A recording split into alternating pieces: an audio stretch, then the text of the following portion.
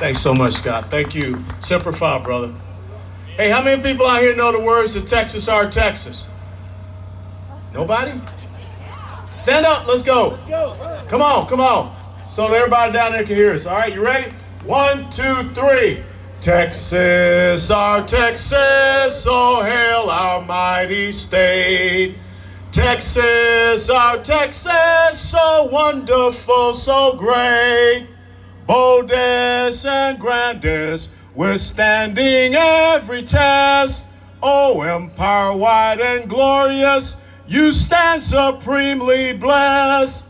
God bless you, Texas, and keep you brave and strong, so you may grow in power and worth throughout the ages long. God bless you, Texas, and keep you brave and strong, that you may grow in power and worth throughout the ages long. All right, you can sit down. Hey, look, it's a pleasure and an honor to be here with you all. And let me tell you how important this moment is. Because we are at a point in the United States of America where people are trying to destroy our history. They're trying to eliminate our history. It's not just revise it. They don't want us to know from whence we came. The good, the bad, the ugly, it doesn't matter. But if you forget where you came, as George Santayana once said in 1928, those who fail to learn from history are doomed to repeat it. Because if you don't know where you came from, you don't know how you got to where you are, and you certainly aren't going to know how to go forward. Let me give you a great example. I was born and raised in Georgia, and my father did not speak harsh about white people, even though he was born in 1920. He served the United States Army when it was a segregated army in World War II. Growing up as a young man in Georgia, my father took me to those battlefields. He took me to Lookout Mountain. He took me to Chickamauga. He took me to Resaca. He took me to Kennesaw Mountain. He took me to Ballapee Creek. He took me to the Cyclorama in Grant Park, which was the large painting that depicted the Battle of Atlanta. And he taught me that history.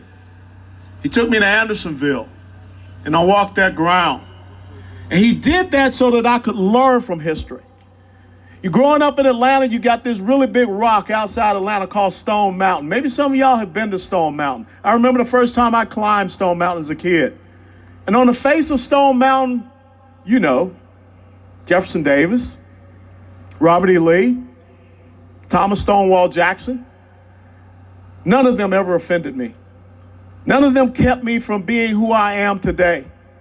But it's so important that we teach our children well. Remember what it says in Proverbs 22:6. Train up a child in the way that they should go, so that when they grow old, they shall not depart from it. If you are allowing other people, that's just good stuff.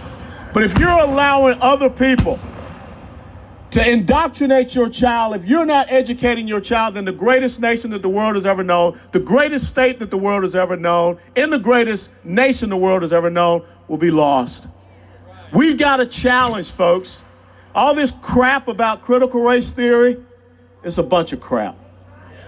It's time that we get out there and take back our schools. We make sure that our kids understand their history. Because how can it be a kid born in 1961 in Atlanta, Georgia, in a blacks-only hospital is standing here before you today? A battalion commander of 600 troops in combat, a former member of the United States House of Representatives, the chairman of your Republican Party of Texas, and now I'm standing here on a reenactment battlefield. That's the greatness of America. And if we don't teach that, then someone else will pour their poison into the ears of our children. So tomorrow and throughout this weekend, bring your children out here. Bring your grandchildren out here. Let them know about the men who years ago shed their blood, over 300,000 who lost their lives in the Civil War, so that we can still be here in this great nation. So God bless you all. God bless the great state of Texas. God bless you, Jim. God bless Jefferson, Texas. And remember, history is worth fighting for and imparting it to future generations. Take care.